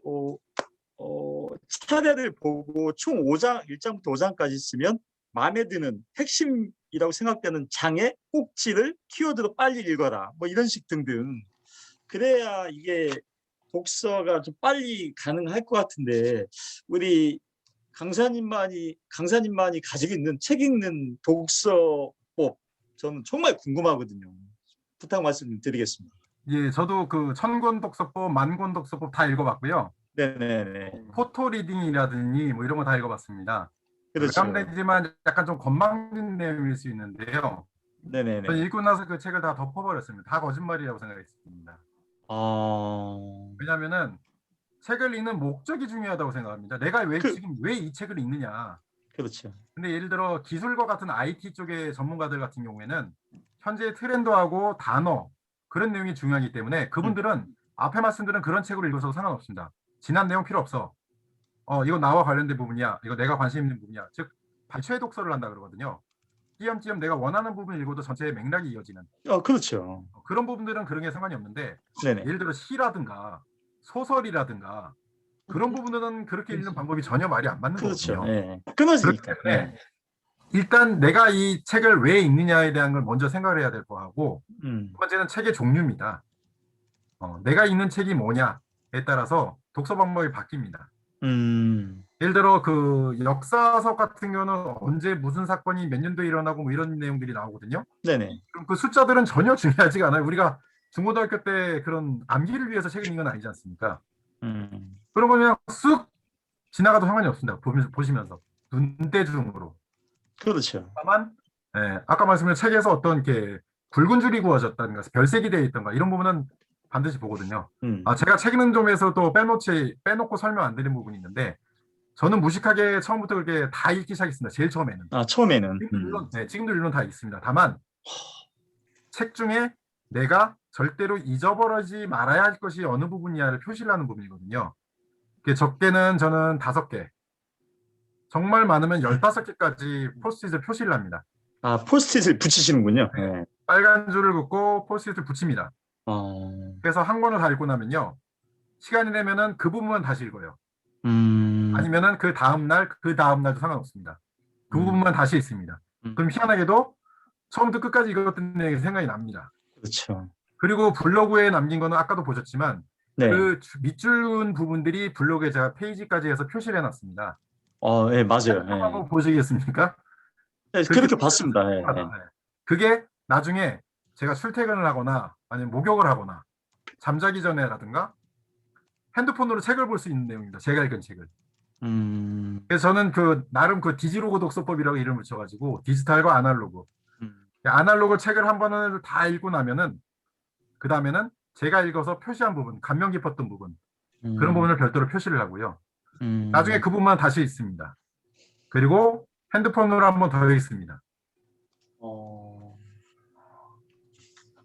근데 처음에 거기 읽는, 그러니까 다 읽고 그렇게 하신다는데 처음에 읽을 때 시간이 그때 독서를 어떻게 하시는지. 처음에 맞습니다. 아까 네. 얘기 보니까 처음에는 막 무식하게 했다고 이렇게 해놨었던데. 네, 맞습니다. 그랬다고. 처음에는 예, 정말로 제 광주에 근무했다고 말씀드렸잖아요. 예. 집에 식구가 아무도 없습니다. 집에 퇴근하고 나면 아무도 없어요. 집에 오면 백화점 퇴근하고 나면 9시인데 예를 들어 술도 안 먹고 회식도 없고 혼자 뭐 1시, 2시까지 할 게 없습니다. 그러다 보니 책을 펴놓고 정말로 불경 읽듯이 읽기 시작했습니다. 처음에는 정말 무식하게 하나부터 끝까지 A부터 Z까지 다 읽기 시작했었거든요. 그러면 제 방법을 마련하기 시작했던 거였습니다. 아까처럼 포스트잇을 붙인다던가 밑줄을 긋는다던가. 그러면서 또 재밌게 읽었던 내용 중 하나가 병렬 독서법이라고 있습니다. 한 권을 처음부터 끝까지 다 읽는 게 아니에요. 10권을 하루에 읽습니다. 중요한 데만. 안 되시죠? 그러니까 이 책은 두꺼운 책이야. 오늘은 1페이지부터 50페이지까지만 읽을 거야. 이 책은 얇은 책이야. 이 책은 오늘 다 읽어야 돼. 이 책은 중간이네. 3분의 1만 읽어야지. 그럼 그날 3권을 읽었다고 생각하시면 돼요. 조금 이해 가시나요? 그러면 다음날 안 읽은 부분 읽고요? 그렇죠. 다음에 읽는 거죠. 그 다음 부분은. 병렬 독서법이라 해서 10권 정도를 책상 위에 쌓아놓습니다. 오늘 저녁에 읽을 거를. 그래서 처음에 읽던 거는 3분의 1만, 두 번째 거는 반만, 뭐 세 번째 거는 5분의 1만. 책을 많이 읽다 보면 나중에는 스토리가 알아서 다 읽혀집니다. 자기 자리로 가서. 안 헷갈려요. 그럼 지루하지 않고 넘어갈 수가 있습니다. 아까 말씀드린 것처럼 레미제라블 같은 경우는요. 그 책만 파고들어도 정말로 질리지 않게 읽으려 해도 한 이틀은 걸리거든요. 근데 그 책을 읽을 수 있는 방법은 나눠서 읽어야 됩니다. 대표님 아까 말씀하신 게 이거 제 책인데 네네. 이렇게 중요한 부분 이렇게 체크하시고 이렇게 이제 이렇게 막 메모 하잖아요. 네네네. 이렇게 막 메모도 하고 밑줄도 치고 네. 이렇게 다 체크해 놓은 걸 블로그에 올리신다는 거잖아요. 네, 맞습니다. 근데 책 한 권을 이렇게 다 읽고 포스팅까지 2시간 만에 이렇게 물리적으로 가능합니까? 7년을 하니까 되더라고요. 와, 대단하시네요. 요새는 그게 이제 옛날에는 다시 좀 무식하다 그랬지만 그때는 하루에 5권 읽으면은 5권을 다 블로그로 올려야 되는 줄 알았어요. 그래서 거의 뭐 코피 날 정도로 밤새서 막 하고 그랬는데 지금은 이게 예약을 걸어서 올리는 방법이 하루에 하나씩 올리면 되는데 순차적으로 그걸 몰라서. 그래서 주말 같은 경우에는 좀 시간이 여유가 있을 때는 3권에서 5권도 올려놓고 미리 내가 이날은 중요한 약속들이 있다. 그러면 책도 미리 읽어야 됩니다. 블로그도 미리 하고 그래야 그날은 그 시간을 다른 활용을 할 수 있고 술 먹고 책 읽고 블로그 쓸 수는 없잖아요. 제가 보니까 우리 강사님은 책에서 중요한 부분 콘텐츠를 뽑아내시는 그 능력이 타고나신 거 아닙니까? 그러니까 아까 말씀드린 것처럼 제가 그 나름 트레이닝을 했다고 말씀드린 것처럼 네네. 제가 처음에 와칭을 읽었다고 말씀드렸잖아요. 그렇죠. 그 와칭을 제 블로그에 보시면 딱 2줄입니다. 그 한 권을 읽고 도저히 어디에 밑줄을 그을지 모르겠는 거예요. 예. 그래서 처음에 두 줄로 시작했습니다. 딱 두 줄이에요. 음. 근데 일부러 안 고쳐놨습니다. 내가 처음에는 이렇게 시작했다는 걸 알고 싶어서. 근데 지금은 거의 한 단락으로 위주로 해서 메모를 하고 블로그에 글을 남겨놓습니다. 왜냐하면 두 줄 가지고선 그 책을 이해할 수가 없어요. 다른 분들이. 그렇죠. 근데 단락으로 올려놓으면요. 아, 제 거 최근에 걸 이걸 한번 보시면 좀 느낌이 와닿을 겁니다. 아, 이 책에 대한 내용이 대략 이런 내용이고 스토리구나. 아, 이 사람은 이걸 읽고 이걸 느꼈구나. 아, 이렇게 설명을 해주구나. 아, 난 읽어봐야지. 아, 얘는 읽어볼 필요 없네. 아, 이 정도만 봐도 됐네. 이걸 판단하시게끔 하는 게 제 역할이라고 생각합니다. 강사님 마지막 질문. 정독과 속독 중에 어느 걸 추천하십니까? 전 책마다 정독. 다르겠지만. 저는 정독입니다. 그러니까 책도 종류가 있다고 말씀드렸잖아요. 그렇죠. 책마다 다르겠지만. 네, 내가 여기에 혼을 실어야 될 정도로 중요하다고 생각되는 책은 반드시 정독을 해야 되거든요. 정말로 속된 말로 씹고 뜯고 맛보고 즐길 수 있을 정도로 책을 봐야 되기 때문에 그럴 경우는 저는 그거를 들고 슬며시 욕조로 갑니다. 아, 욕조로. 네, 욕조에 물을 담그고 나서 그 책을 다 읽을 때까지 안 나옵니다. 그리고 반드시 중요한 거는 또 한 가지 이거는 덧째 놓치지 말아야 될 게 핸드폰을 가지고 가시면 안 돼요. 그렇죠. 예. 핸드폰은 절대로 책 읽는데 가장 방해되는 거고 무의식적으로 보거든요, 자꾸. 맞아요. 블로그 하다 보니까 댓글 올라오고 뭐 어쩌고 저쩌고 띵동거리고 뭐 카톡 오고. 그래서 중요한 책 읽을 때는 반드시 핸드폰을 놓고 책을 읽습니다. 특히 욕실에 들어갈 때는. 와, 정독을 하시면서 이렇게 빨리 하신다는 게 참 대단하시네요. 고맙습니다. 그렇습니다. 네, 다른 분들도 질문이 있으시면 편하게 해주세요. 네, 손목 대표님 말씀하세요. 리뷰 쓰는 법 좀 가르쳐 주세요. 저도 네. 몇 번 써봤는데 너무 어렵더라고요. 네네. 시간도 많이 걸리시고. 리뷰 어렵죠.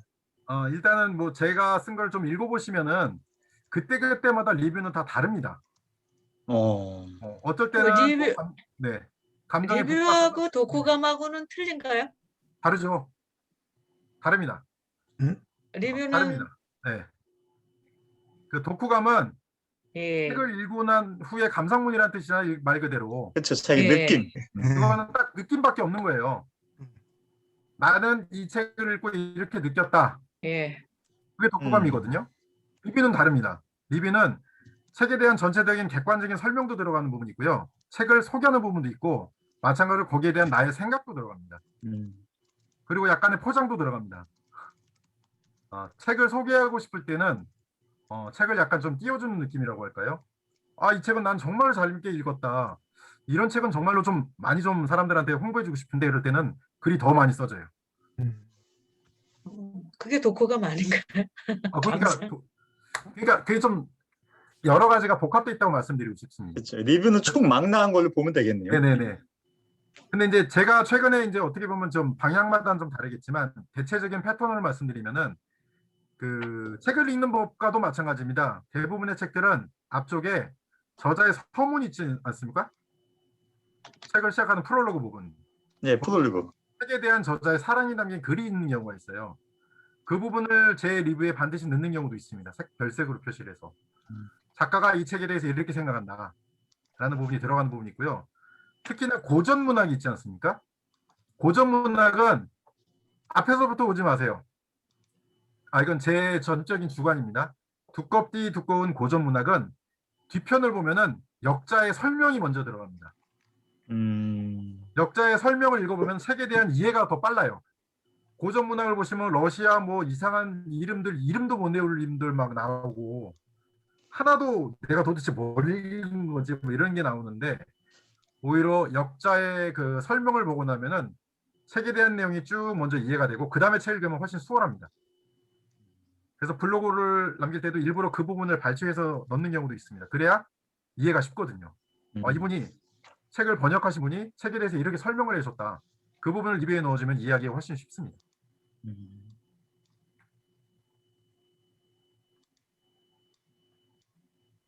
네. 어떻게 손목 대표님 어떻게 답변 내셨어요? 어려운 것 같아요. 네네. 우리 정태호 대표님 블로그를 조금 보시면 좀 힌트를 얻으시면 되겠네요. 워낙 좋은 글도 많으시니까는. 네네네. 이따가 제가 채팅방에도 다시 한번 올려봐드리겠습니다. 네. 네, 또 다른 분들도 질문 편하게 해주시면 됩니다. 아직 시간 남아 있습니다. 그러니까 제가 들은 아까 생각은 되게 책 추천 많이 해주셨잖아요. 그러니까 되게 우리 뭐 아까 말씀하신 연령대도 그렇지만은 되게 상황별로 이제 그분들이 뭐 힘들어하거나 필요한 것들 있잖아요. 이제 그런 것들을 상담해 보시면서 네. 이제 그분들에게 맞는 또 책을 제안해 주신 것도 되게 좋을 것 같아요. 그리고 예를 들어 뭐 청소년 예, 시기에 고맙습니다. 고민하는 애들에게는 맞는 또 책을 추천해 주시고 뭐 결혼이나 또 연애에 고민하는 분들은 그에 맞는 책 추천해 주시고 뭐 다양하잖아요. 아까 말씀처럼 뭐 마음 고생하는 분도 있고 뭐 가족 관계에 힘들어하는 분도 있고 되게 그런 분들에게 추천해 주고 되게 의미가 있고 좋을 것 같아요. 네네네. 네네, 고맙습니다. 맞춤 처방책이네요. 맞춤 처방책. 그렇죠. 예. 그러니까요. 그 정말 아무나 할 수 있는 일이 아니니까. 네. 세일즈 비즈니스 분야에서 책 하나 딱 꼽으신다면 정태우 강사님 어떤 책 추천하시겠습니까? 책을 하나를 꼽으려면 하나는 꼽을 수 없고요. 네. 누구의 책을 선택하느냐 그러면 저는 지그지글러입니다. 아, 지그지글러. 네. 아, 좋아하죠. 이분의 책은 뭐 모든 책들이 번역본이나 책 제목이나 그렇죠. 이거 제가 세일즈 클로징 네네네 있습니다. 지그지글러 네, 이 책 좋더라고요. 맞습니다. 지그지글러 하면 그 유명한 책이 정상에서 만납시다. 그 책 생각나네요. 네네, 맞습니다. 네네네. 브라이언 트레이시하고 동격인 것 같아요. 아주 네. 우리 오수진 고맙습니다. 코치님은 질문 없으세요? 아까 저 그 채팅방에 했는데요. 속도법 네. 을 하시는지 이제 그거 여쭤봤어요. 저도 속독은 합니다. 네. 속독을 하는데 그 일반적인 속독이라고 좀 말씀드리기 그렇지만 그 뭐라고 설명드릴까요? 그 특히 자기계발 서적 같은 경우에는 속도. 단락이 딱딱 나눠져 있는 책들이 있습니다. 좀 짧은 책들, 단락들이 좀 짧은 책들. 그런 부분은 나도 모르게 아까 말씀드린 것처럼 좀 한 3-4줄을 한꺼번에 읽는 느낌이라 그럴까요? 쑥 지나가는 느낌으로 가볍게 읽습니다. 그렇죠. 네. 여기서 내가 가져갈 게 무엇인가를 그런 걸 본다는 느낌으로 책을 읽거든요. 내가 나한테 도움이 될 문구가 뭔가, 내가 끄집어낼 문구가 무엇인가. 그런 위주로 보다 보니까 어떤 전체적인 스토리가 필요 없습니다. 그렇죠. 깊이 있게 본다기보다는 좀 마음과 의식이 흐름대로 쉬운 말로 가다 보면 눈에 확 띄는 단어가 있을 때 다시 읽어보는 느낌. 그런 식으로 읽게 될 때는 그게 바로 속독이더라고요. 정말 거짓말 안 못해 그런 책은 20분이면 읽습니다. 맞아요. 근데 그러니까 이제 중요한 건 아까 그 목적. 이 책에서 내가 건질 게 뭐냐 도대체. 건질 게 뭐냐를 봤을 때 이 얘기도 드려야 되겠네요. 처음에는 책을 읽기 시작해서 확률적으로 보면은 한 성공률을 70%로 봤습니다. 30%는 버릴 책이다. 이거 괜히 샀네. 괜히 읽었네. 시간만 아깝게. 이런 책들이 있었는데요. 이게 저도 약간 좀 어떻게 보면은 건방진 거였습니다. 책은 장소와 시간과 마음가짐에 따라서 읽을 때마다 바뀝니다. 그래서 이 책은 지금 나하고 안 맞는구나. 잠깐 여기다 올려놓자. 좀만 기다려. 내가 금방 읽어줄게. 지금하고는 나하고 뭐 상생이 아닌 시간인 것 같아. 그리고 일주일, 한 달 마음 내킬 때 다시 읽습니다. 그러면 또 읽혀져요. 그래서 제가 지금은 한 90%까지는 된다고 좀 봅니다. 10%는 죽어도 이거는 읽지 말아야 될 책이 있더라고요. 그러니까 저도 집 정리하면서 물건들 많이 갖다 버리고 막 하는데 다른 거는 다 옷이든 뭐든 버리는데 책은 잘 못 버리는 게 지금 말씀하신 것처럼 이게 시간, 마음 이런 거에 따라 또 달라지는 것들이 있어서 그런 것 때문에 막 못 버리겠더라고요. 정리하면서. 네. 그러니까. 제가 한 가지 여쭤볼게요. 혹시 그 요즘 독서하면서 독서 모임이나 뭐 이런 걸 독서 토론 모임이나 독서 모임이나 이런 거 많이 하잖아요. 네. 그런 쪽에 독서 모임에 참가를 해보셨는지 아니면 독서 모임 독서 운영을 혹시 해보신 적이 있는지. 제가 그 아까 전에 말씀드린 것처럼 그 강남점에 있을 때 네. 시련을 겪고 있을 때 네. 그때 이제 강남이다 보니까 그때는 한 3개월 정도 참가를 했습니다. 여기저기 막 주워 드는 데도 있고 막 이상한 데도 끌려가는 적도 있고 책 때문에 정말 재밌는 경험 많이 했습니다. 막 책 써주게 된다면서 몇 천만 원 내라고 하는 데 있잖아요. 책 맞아요. 쓰기. 네, 책 쓰기. 그런데도 끌려다녀 보고 막 돈도 조금 써보기도 하고. 근데 결국 중요한 거는 어차피 접니다. 주관을 가지고 있는 게 저라고 생각하거든요. 만약에 그 당시에 그런 경험을 해보지 않았었으면 전 지금도 그렇게 다니고 있었을 겁니다. 근데 나름 저는 지금은 제 주관이 있다고 생각해서 어떻게 보면은 저는 저 혼자서도 충분히 가능하다. 굳이 지금의 입장에서 그런 데까지는 안 가도 되겠다 생각이 듭니다. 그때 많이 경험해봤다고 생각합니다. 그런데 지금 강사님은 지금 뭐 청구를 이렇게 뭐 많이 읽으시고 이렇기 때문에 뭐 그렇게 생각하시는데 보통 여기 뭐 일반인들은 그 정도 안 되잖아요. 그런 경우에 처음에 뭐 이렇게 시작하는데 보통 뭐 일주일에 한 권 뭐 해도 상당히 잘하는 건데 뭐 한 달에 뭐 한두 번 이렇게 독서 모임에서 참가해서 그 하는 그런 거에 대해서 어떻게 생각하시는지요? 저는 그 아마추어, 그러니까 예를 들어 처음 읽는 사람들은 그런데 찬성인데요. 예. 다 좋습니다. 다 해봐야 돼요, 뭐든지. 당연히 그런 사람들 만나면은 진짜 유명한 작가님들도 오시고 책 베테랑 유명한 사람 그런 경험 자체가 대단하신 거잖아요. 그다음에 또 이렇게 코엑스에서 하는 도서 축제 같은데 예. 외국어로 돼 있는 뭐 그런 책들도 되게 많이 있거든요. 저도 놀란 게 우리나라 사람들은 우리나라 책밖에 못 보잖아요. 잘해야 네. 뭐 조금 영어로 된 책이나 아니면 일본어로 된 책 좀 보고 말까. 근데 그런 데를 가보면 이란에서 온 책, 뭐 코란 뭐 이런 것도 예. 보거든요. 정말 대단하면 그래서 그렇게 안 봤던 것들, 신기한 것들을 보는 것들 그런 것만으로도 식견이 되게 커진다고 생각합니다. 그래서 독서 토론 모임 같은 건 당연히 저는 온라인이든 오프라인이든 이런 줌이든 무조건 해보시는 게 맞다고 보고 다만 이제 주관을 이제 여기저기 끌려다니지 않고 이 방향이 내가 맞다. 난 이 스타일이 맞다. 그 다음에 아까 말씀드렸던 목적이 중요하다고 봅니다. 저도 처음에 그런 데 끌려갔던 이유가 책 한 권이면은 베스트셀러 뭐 작가가 돼가지고 뭐 억대 뭐 연봉을 받네 뭐 하면서 나한테 1,000만 원을 주면 책을 써주겠고 뭐 혹하거든요. 지금 내가 힘들어 죽겠는데 회사 잘릴 것 같은데 저 사람 말이 다 맞는 것 같아. 그렇게도 막 혹하고 끌려가 보기 직전까지도 가보고 뭐 해봤는데 결국은 내가 책을 읽는 이유가 목적이 뭐냐, 이유가 뭐냐, 어디까지 갈 거냐의 차이거든요.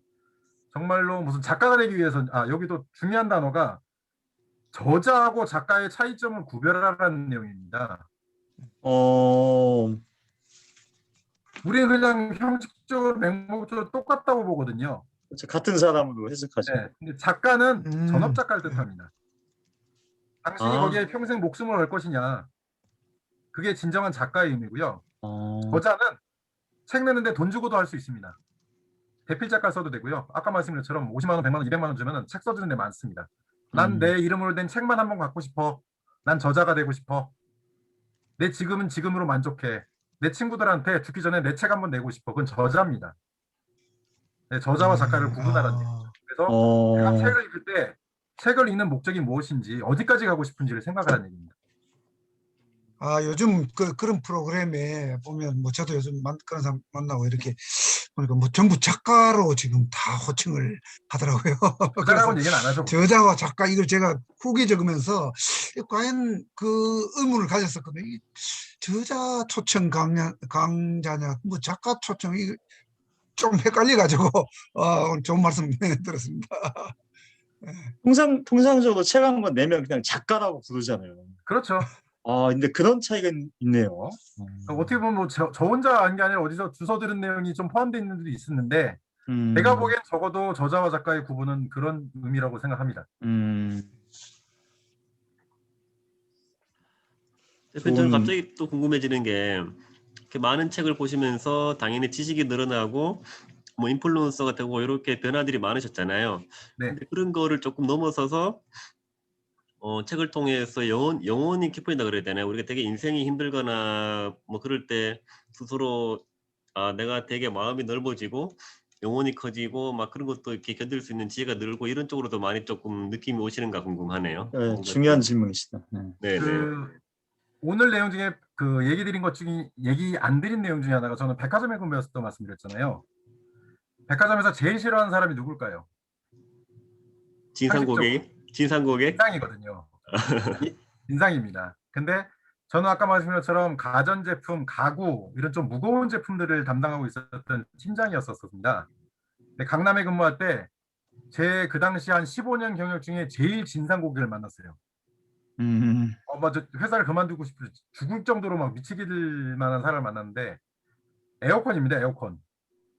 에어컨을 설치를 했는데 이분이 그래도 우리나라에서 돈 좀 있고 행색계 난 사람이고 강남 그 대치동에 48평 아파트에 사시는 분이고 사모님이 은행의 부은행장이시고 뭐 삼성 계열사에 다니신 분이셨어요. 아파트도 삼성 아파트고 엄청난 분이신데 클레임을 제기를 했는데 거의 뭐 욕으로 시작해서 욕으로 끝나고 끝나지도 않고 하루에 오시면 한 4-5시간을 진을 빼고 가시는데 그 사모님이 아니 그 남편분이 남편분이 네네. 근데 AS 센터 쪽에 확인해 보니까 실질적으로 집에 가서 점검을 다 해봐도 문제를 못 찾겠다는 겁니다. 근데 에어컨만 틀면은 안 시원하다. 환불을 해달라. 이걸로 한 보름을 시달렸습니다. 멱살도 잡혀보고 욕도 얻어먹고 상담실에서 한 6시간도 있어보고 다 필요 없는 거예요. 근데 그분이 결정한 날 이틀 뒤에 이걸 해결하지 못할 경우에는 마지막 나도 지칠 만큼 지쳤다. 최후 통첩을 하셨습니다. 근데 그때 희한하게도 제가 그 이틀 동안 뭐를 할까 하다가 아까 그 책 읽기 전 단계였거든요. 근데 우연치 않게 그 틱나탄 그 스님의 화, 앵거 이거서부터 그 관련된 책이 집에 있는 것들을 꼽아보니까 한 6권이 나오더라고요. 새벽 5시까지 책을 읽었습니다. 그러니까 갑자기 마음이 뭐가 좀 내려가는 느낌이 들더라고요. 재밌는 거는 저 고객한테 화를 내지 마. 저 고객을 용서하자. 저 사람이 얼마나 저러면 그러겠냐. 이런 생각이 들었거든요. 그래서 약속한 날이 왔습니다. 근데 그날따라 제가 더 방긋 웃었어요. 오셨냐고. 그래서 일로 오시라고. 그 다음에 손님한테 말씀드렸어요. 제가 마지막 시도를 하고 안 되면 제 돈으로라도 환불해 되겠다. 고객님 댁에 가보자. 당장 가자. 그랬더니 그래 가자. 그 기사님들이랑 같이 갔어요. 가서 봤더니 세상에나 그 에어컨 뒤에 구리선 있지 않습니까? 이거. 그게 그 전에는 3번, 4번 방문해도 안 보였던 게 휘어져 있어서 새는 거였어요. 문제가 있긴 있었네요. 네. 그제서야 AS 기사들이 정말 죄송하다고 아이고 참. 너희들이 지금까지 있었던 일부터 다 책임지겠다. 죄송하다. 아이고 실수했네. 네. 그러니까 제가 희한하게도 그렇게 마음을 먹고 갔더니 다 일이 풀리는 거예요. 근데 그분이 제 손을 잡고 그분의 노모 한 90대신 노모 할머님이 계셨는데 어머님 음료수 하나만 주세요. 그랬더니 이분이 저 대신에 보름 동안 욕 얻어먹은 사람입니다.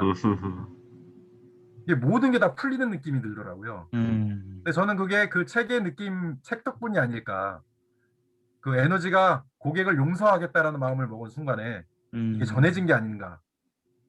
이런 느낌이 들더라고요. 그래서 그런 거 물어보시면 꼭 그 에피소드를 예전에 백화점 갈 때도 그렇게 설명을 했습니다. 고객을 사랑하세요. 좋은 사례가 되겠죠.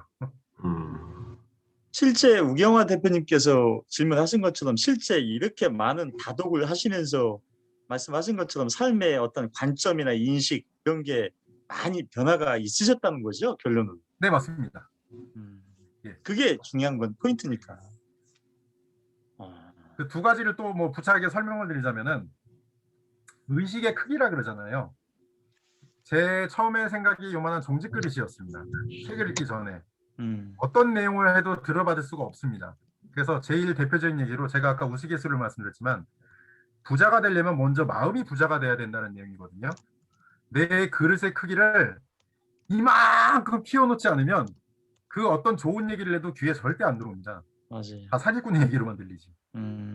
근데 책을 많이 읽으면 읽을수록 제가 부족한 걸 너무 많이 알게 됩니다. 아직도 부족하다, 아직도 부족하다, 아직도 부족하다. 더 담아야지, 더 담아야지, 더 담아야지. 욕심이 생기고 이게 점점 커지는 느낌이 들거든요. 그리고 아까 말씀드린 인내심. 그런 부분에 있어서 정말 많이 도움을 얻었다고 좀 생각합니다.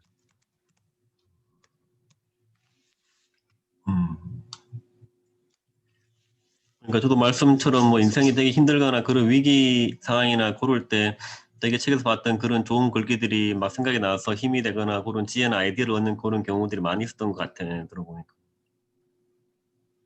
네. 맞습니다. 우리 정인순 대표님도 한마디 해주시죠. 열심히 듣고 계신데 고개 끄덕이시면서. 이제 부회사님. 너무 강의 잘 듣고요. 현명한 삶의 대처, 독서법을 통해서 훌륭하신 것 같고 저는 정말 여기 계시는 모든 선생님들의 책의 분량에 비해서 정말 조금밖에 안 읽어가지고 조금 부끄럽고 앞으로 더 책을 많이 읽어야겠다는 생각을 들면서 역시나 제가 거제 사람이다 보니까 아까 모죽 이야기 맹동죽이 거제에 그 원산지거든요. 이 맹동죽 테마파크가 있는데 그게 아까 말씀하셨다시피 그 뿌리가 3년 동안 계속 땅으로 깊이 파고들면서 5년 후에는 크게 성장한다고 하더라고요. 그러면서 내일 맹동죽 그 대밭을 한 번 더 가가지고 저도 혹시 그 깊은 뿌리를 뻗고 있는지 맹종죽 그 테마파크 한번 더 가야겠다는 생각을 하고 오늘 강의 너무 잘 들었습니다. 고맙습니다. 대표님 감사합니다. 네. 그러면 실제 모수대나무를 거제도에서는 볼 수 있겠네요. 여기 맹종죽 그 거제도가 맹종죽하고 죽순 그다음에 유자 이런 게 굉장히 유명합니다. 지금 언제든지 오면 대나무는 항상 44.8%니까 그리고 테마파크를 만들어서 그냥 대나무 숲을 거닐 수 있도록 여기 거제시에서 예쁘게 꾸며놨거든요. 조성을 해놨는데 시간 되시면 여기 맹종죽 테마파크로 한번 오시면 좋겠습니다. 맹종죽 테마파크. 네. 예. 아까 중국이 원산지를 한 모죽 그게 맹종죽이 여기 거제도에 진짜 유명하거든요. 밭이. 저 모수대나무 실제 보고 싶어요. 그래요? 네. 오십시오. 거제도가 바로 여기 정말 유명한 모죽이 여기 있습니다. 네. 알겠습니다. 고맙습니다. 그러니까 그 모소대나무라는 거 우리가 흔히 말하는 임계점 물은 그런 개념에 비슷한 것 같아요. 맞아요. 네, 맞아요. 우리 톡방에다가 벌써 우리 싱크와이즈로 후기 올리셨네요. 우리 이기인 대표님께서. 이 대표님 한 말씀 해주시죠. 우리 이 대표님 참 대단하세요. 저는 기가 죽어서 할 말이 없습니다. 너무 겸손하신 거 아니에요? 저는 이제 뭐 하여튼 대단하시고, 네, 뭐 많은 말씀처럼 정말 선한 영향력이 미쳐지시니까 이렇게 좋은 강의들 많이 해주셨으면 참 좋겠네요. 참 이렇게 어찌 보면 오픈방들이 많은데 참 두서없는 경우들이 많이 있거든요, 사실. 네네. 그런 거에 좀 이렇게 정립되어질 수 있도록 좀 되어지면 좀 어떨까 이런 마음이 강의를 들으면서 그런 생각이 있어요. 뭔가 좀 정립돼 있다 이런 마음이 들어서 좀 그런 강의를 좀 많이 좀 해주셨으면 하는 마음이 있네요. 고맙습니다. 맞습니다. 네. 우리 이 대표님 제가 학 얘기도 한번 저는 아까 그래서 손가락으로 내가 해보고 그러니까 38년 전에 저도 학을 접었더라고요. 저는 이제 군대 생활하면서 저가 직접 적었는데 저는 1181마리를 접었어요. 와. 네, 1181마리를 접어서 누구를 줬는데 지금은 이제 저거 안 갖고 이거들 줬거든요. 근데 한 10여 년 전에 목회하면서 한 10여 년 전에 저 어느 분한테 1000마리를 받았어요, 다시. 그래서 지금 저도 갖고 있거든요. 학은 저도 거의 한 10,000여 마리 정도는 접었어요, 학을. 이 큰 손으로 정말 껌종이 그거 작은 그 학을 많이 접었는데 그 어머니 너무 진짜 사실적인 그런 글을 보면서 마음이 참 많이 좋더라고요. 고맙습니다. 네네네. 대표님 그럼 그 종이학에 지금 대표님 집에 있으신 거죠? 아까 말씀하신 거. 네, 있어요. 네, 저 다음에 한번 비춰드릴게요. 이 대표님 드시고 정 대표님 대표님 드릴게 내가. 네. 감사합니다. 대표님. 감사합니다. 드릴게. 네네네. 우리 마지막으로 우리 최승희 대표님 어떠셨어요? 오늘 한 말씀 해주시죠. 또 책 워낙 좋아하시잖아요. 음소거 되어 있습니다.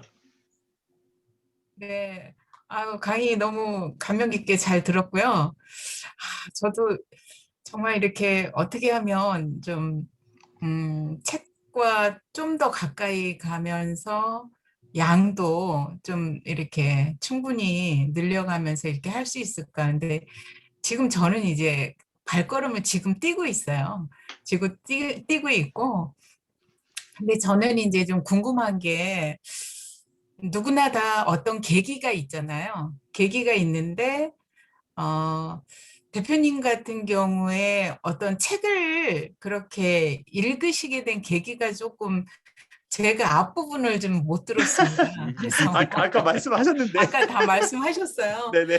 그럼 꼭 좀 제가 기록 중이신 거니까 제가 기록을 다시 한번 좀 부탁을 드려서 받고 다시 네네. 한번 저도 많이 좀 도움을 받겠습니다. 알겠습니다. 너무 감사드리고요. 네. 어떻게 하여튼 주옥같이 정말 이렇게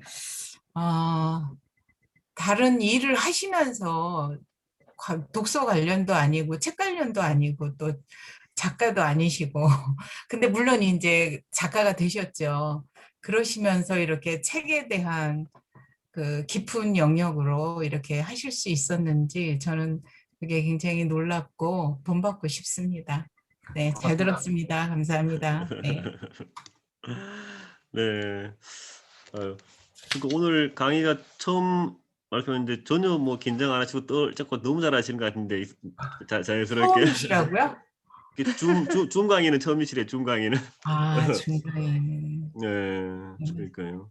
중강이 오늘 처음이시죠? 오늘. 너무. 대표님 뭐 나중에 내 생각에는 뭐 독서 천재 뭐 정태가 추천하는 뭐 추도 이런 걸로 강의도 하셔야 되겠는데 유료 강의도 하셔야 되겠는데요. 아니, 해봐야죠. 네, 유료 강의도 네, 하시고 네. 점점 그거를 사업화하시면서 수익하는 것도 좋을 것 같은데요. 네, 워낙 콘텐츠가 좋으신 것들이 많으시니까 기대됩니다. 해보겠습니다. 네네네. 대표님 연락처 공유해 주시면 안 됩니까? 제 블로그에 보면 다 돼 있습니다. 그러신가요? 그러세요? 그리고요. 네. 네. 블로그 꼭 방문해서 이웃 좀 신청하겠습니다. 네, 언제든지 환영합니다. 저도요. 서로 이웃도 신청해 주시고 인플루언서 팬도 해주시고. 네. 오늘 저는 보니까 옛날부터 이웃이었더라고요. 그러세요? 네. 오늘 편 많이 불러보시면 바로 톡톡으로 24시간 답변 드릴 수 있습니다. 24시간이요? 잠도 안 제가 주무시게. 잠들어 있지 않은 한. 네네네. 네, 이제 시간이 얼추 다 돼서 이제 마지막으로 우리 강사님 이렇게 강의 처음으로 하셨는데 한번 강의 해보시니까 어떠셨는지 강의 소감 한번 듣고 마무리 이제 하는 걸로 하겠습니다. 오늘 어떠셨어요, 강사님, 대표님? 그러니까 그 기회 일단 주셔가지고 선생님께 너무 감사드리고요. 저도 가입해서 요것도 말씀드리겠네요. 그 작년에 인플루언서 되고 나서 좀 이렇게 마음이 변했다고 말씀드렸잖아요. 그 전에 우 소장님 그 블로그만 눈으로만 봐오다가 이제는 제가 여기에 가입할 때가 되었구나라고 생각이 든 게 12월 31일이었습니다. 새해부터는 뭔가를 해보겠다는 마음으로.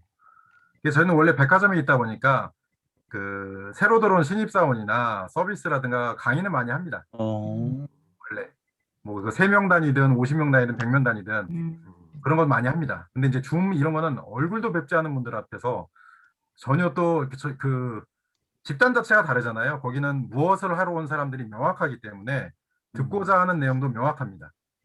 근데 이번 같은 경우는 뭐 저런 사람을 모르는데 이걸 보고서 들어오신 분들, 이분들한테 내가 개별적으로 어떤 설명을 드리기도 어렵고, 근데 그런 부분이 좀 어렵다고 생각했었거든요. 눈맞춤도 어렵고, 줌이라는 게 좀 많이 생소한데 해보면 또 적응은 좀 할 것 같습니다. 근데 시간 관리는 여전히 안 되네요, 이거는. 어쨌든 이런 기회에 처음으로 기회를 주신 우리 소장님께 감사를 드리고, 2주 전에 하세요였습니다. 하실 수 있죠? 라는 질문이 저는 하세요로 들렸습니다. 해보겠습니다. 이거 어쨌든 오늘 저도 이렇게 좋은 말씀 전해드릴 수 있는 기회를 주신 거에 대해서 일단 감사드리고 자주 좀 뵙도록 노력하겠습니다. 감사합니다. 네, 아침마다 톡방에다 매일 그 뉴스 정보 올려주시고 해서 다들 잘 보고 있습니다. 네네네. 네. 그 아침에 뉴스 기사 올려주신 대표님이 정태우 대표님이세요. 모르셨죠? 네. 아이고. 네, 오늘 얼굴 못 뵈신 분들도 채팅창으로 많은 댓글 남겨주셨네요. 네, 뭐 저자와 작가의 의미 알았다고 말씀해 주셨고 영향력 감사하다고 또 올라왔습니다. 채팅창에. 네, 대표님 오늘 너무 좋은 강의 감사드리고요. 우리 마지막으로 저기 사진 하나 찍고 마무리하도록 하겠습니다. 네, 다들 스마일입니다. 스마일. 네. 사진 하나 찍겠습니다. 다들 사진. 네. 하나, 둘, 네. 셋. 네, 찍었습니다. 잠시만요. 또. 예쁘게 찍혔어요? 네, 찍겠습니다. 오늘 예쁘셔서. 네, 아무튼 눈 감은 거 아니에요, 대표님? 잘 나왔습니다. 네. 네, 아무튼 오늘 너무 늦은시까지 이렇게 귀한 강의해 주신 너무 우리 대표님 감사드리고요. 저도 앞으로 좀 왠지 또 책이 더 보고 싶다는 느낌이 막 드네요. 또 이 말씀 들어보니까 또 네, 열심히 보도록 하고 오늘 늦은시까지 참가해 주셔서 많은 이렇게 들어주신 여러분들 많이 감사드리고요. 오늘 늦었는데 편안하게 주무시고 좋은 시간 보내시길 바라겠습니다. 네, 네. 고맙습니다. 감사합니다. 감사합니다. 감사합니다. 강의 잘 들었습니다. 감사합니다. 고맙습니다. 정태호 강사님. 아유, 고맙습니다. 네, 또 뵙겠습니다. 고맙습니다. 감사합니다.